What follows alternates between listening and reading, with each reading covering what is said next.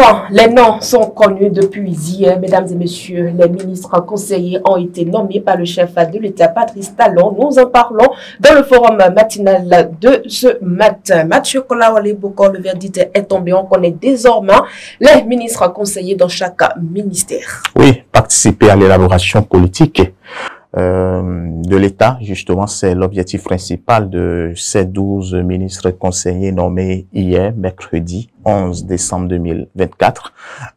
C'est justement l'intérêt que porte le gouvernement en appelant ces 12. Vous le savez, nous avons connu déjà des figures emblématiques au sein de ces 12 conseillers. Nous avons Claudine Prudencio, Jacques Ayagui, Rachidi Badamassi, et puis Janvier Yahweh-Deou, Deou Marley. Nous avons plein d'autres quand même qui sont là. Je pense quand même que le gouvernement a choisi de pouvoir appuyer les différents ministères pour qu'on puisse avoir des personnes stratégiques pour mieux redéfinir ou autrement mieux orienter la politique du gouvernement. Je pense quand même que lorsque vous prenez par exemple le cas de Rachidi Badamassi, un cas comme cela que je prends au pif, il a été quand même député, il s'est chargé justement de la commission de la défense et de la sécurité à l'Assemblée nationale. Donc justement, pour rester dans la même ligne ou dans la même droite ligne que cela, le chef de l'État a souhaité à ce que Badamassi soit appelé et que Badamassi soit conseiller auprès du ministre de la Défense ou chargé de la sécurité,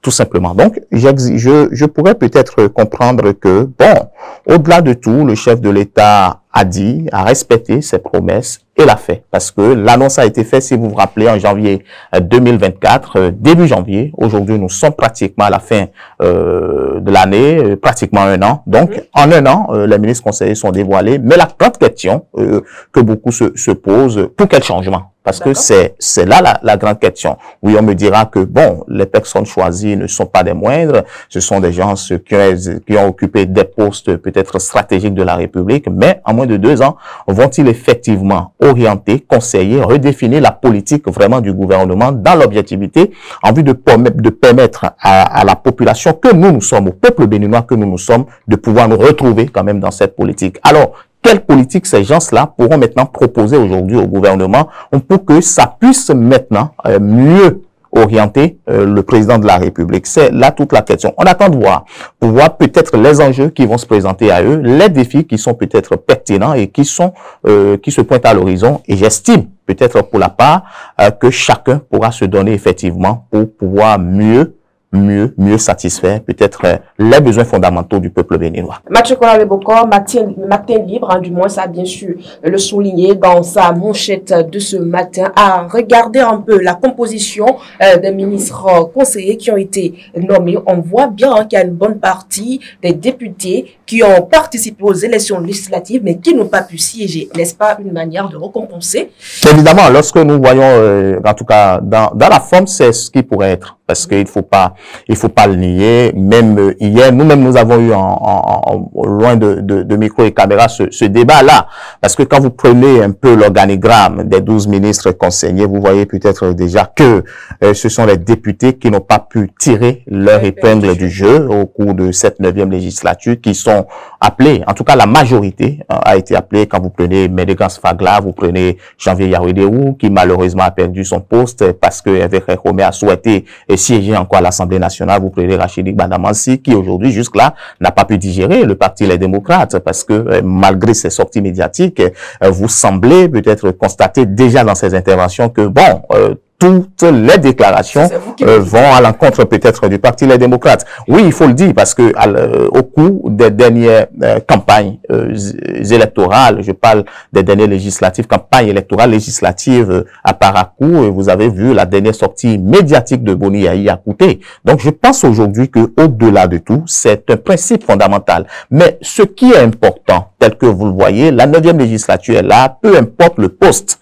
auquel vous êtes appelé, il faudrait quand même que vous soyez républicain, vous sachiez que vous êtes là pour le citoyen et vous avez à servir avec dévouement, avec abnégation et avec, comment dit-on, avec sincérité. Voilà. Mais ces nominations aussi soulignent le fait que le chef de l'État a toujours confiance en ses hommes. Oui, évidemment, parce que cela montre combien de fois Patrice Talon est d'abord loyal envers lui-même, il faut le reconnaître, parce que quand vous prenez au-delà des postes de conseillers des ministres conseillers, quand vous prenez même le poste des ministres qui sont là, il y a beaucoup qui n'ont pas peut-être bougé, parce que le poste est maintenu. Quand vous faites un bon travail, en tout cas aux yeux du président de la République, il vous maintient. Il y a des gens qui sont au poste depuis des années qui sont là, qui n'ont pas été touchés. Ce n'est pas comme Yahi où, bon, 1 à 2 ans, on pourrait vous changer, vous rappeler quelqu'un d'autre pour permettre à tout le monde peut-être de goûter au gâteau. Mais aujourd'hui, je pense quand même qu'il y a de la compétence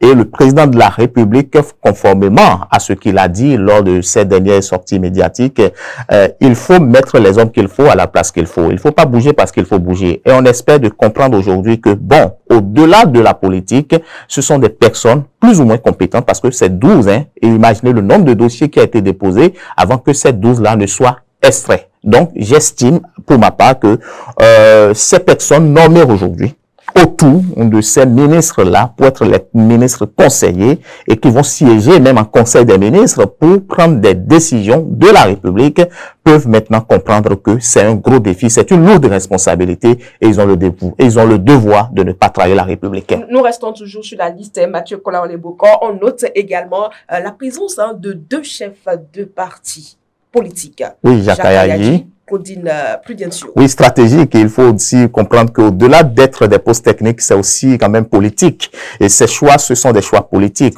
Il faut le reconnaître, 2026 est là. Et vous savez, ces 2 partis ont rencontré le président de la République il y a quelques mois en arrière. Je parlais de Claudine Prudencio, je parlais de Jacques Ayayi. Ceux qui se sont dit, personne n'en sait. Donc, jusque-là, on s'est posé la question de savoir, est-ce qu'ils sont partis négocier concrètement? Alors, bon, c'est un profil. Maintenant, ça se pointe à l'horizon. Nous sommes en train de voir. Il faut comprendre maintenant que ces enjeux, comme le chef de l'État a compris, on a besoin de ces 2 grosses têtes-là, de ces 2 gros poids pour quand même peser dans la balance, parce que l'opposition, si évidemment, tel qu'on le dit, n'oubliez pas que dans le code électoral ou dans la réforme du système partisan, il est autorisé l'accord de gouvernance. Donc, l'opposition est stratégique, tout le monde est prudent, tout le monde veut savoir comment redistribuer les cadres justement. Donc, le président de la République a compris quand même que au-delà de ces 2 qui n'ont pas pu peut-être parti se fondre dans un autre parti, je veux parler de Claudine Prudencio, qui s'est retiré après en étant, malgré la fusion avec le BR, le Jacques Ayayi qui a décidé de toujours marcher seul, malgré les 10% qui semblent, ou les 15% qui semblent être compliqués. Donc, le chef de l'État a compris quand même que au-delà d'appartenir à un parti politique, l'UP ou le BR, ces 2 sont importants pour moi. J'ai besoin d'eux pour 2026 et j'ai besoin d'eux pour que 2026 soit quand même plus rassurant. Et, tel que vous le dites, autant les mettre en confiance pour relever le défi des 3 élections qui se pointent à l'horizon. Merci à vous, Mathieu Kolaole-Bokor. Mesdames et messieurs, voilà tout pour le forum matinal de ce jour. La suite de votre émission, c'est juste après la virgule publicitaire.